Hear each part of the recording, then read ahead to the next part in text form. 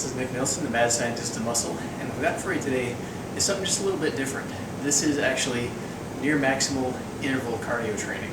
Now, I'm going to be doing this on the treadmill, and the basic idea behind near-max interval training is to work at a very fast pace, almost at your maximum for long periods of time. This is an incredibly effective way to do cardio training. It's also incredibly hard. So, essentially what you're going to do is pick a pace that you can do for maybe 2 to 3 minutes straight through if you had to do it that way, and you're going to do it for 10 to 15 minutes.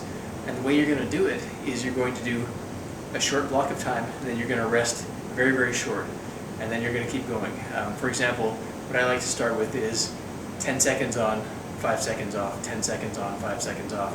So I'm going to be hopping on the treadmill here, and what I'm going to be doing is running at the maximum pace that this treadmill can go for 10 seconds. And then I'm going to hop off real quick, and I'm just going to rest 5 seconds on the side of the treadmill, and then hop back on. Now, this is something you really want to be careful with as far as jumping on and off the treadmill. You really want to know what you're doing at a lower speed before you go and do what I'm going to go demonstrate for you right now.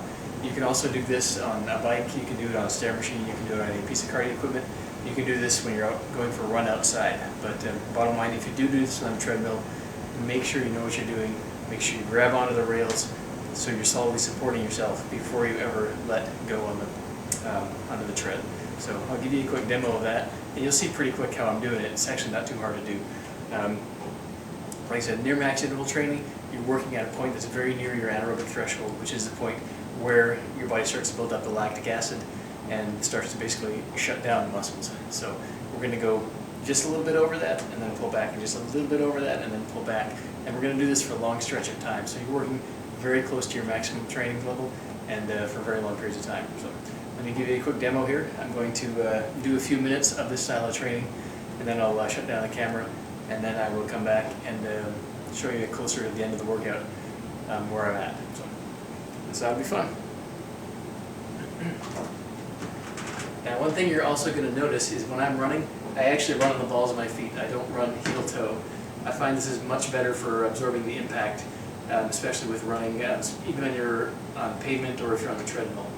The other thing to note with the treadmill is it's actually easier on a treadmill to run because you're not propelling yourself forward. Your legs are being pulled back by the treadmill action, basically. So something to keep in mind next time you're doing treadmill stuff.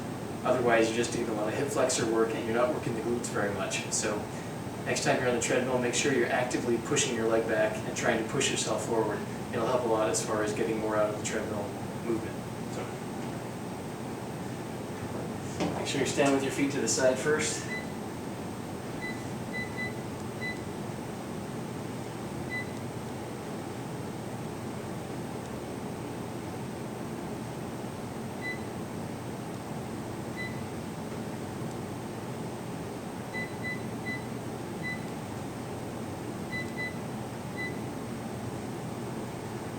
I don't use this very often, so some of the buttons don't work, so yeah, do the best we can.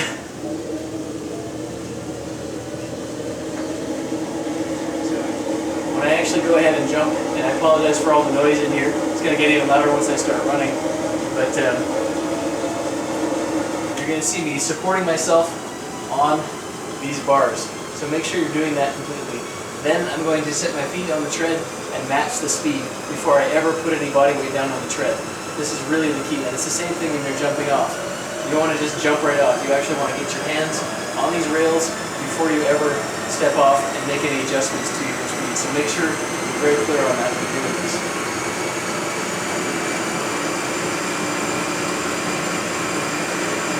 So we'll start this off in about 10 seconds here.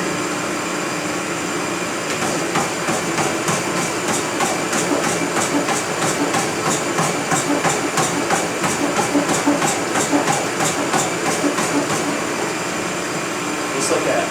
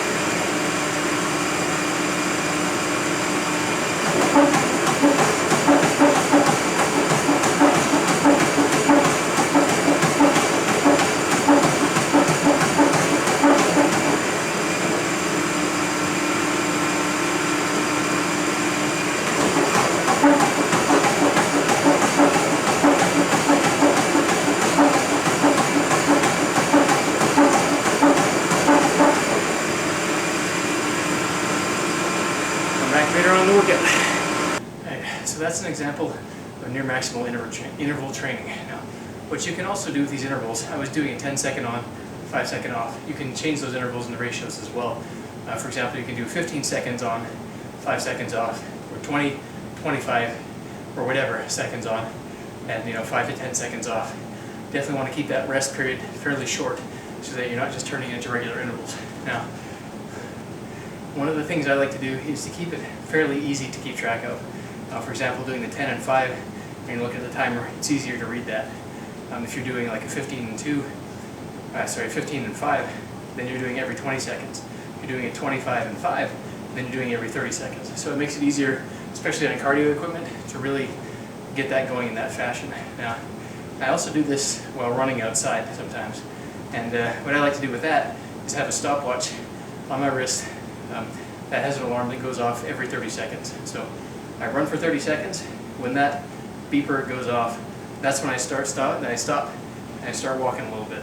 And when the timer's done, or I'll count up 5 seconds, then I'll start up again. And the timer is set to go continuously. So basically that just keeps me going the entire time. So, near-max interval training, great cardio method, really cranks up the metabolism strongly.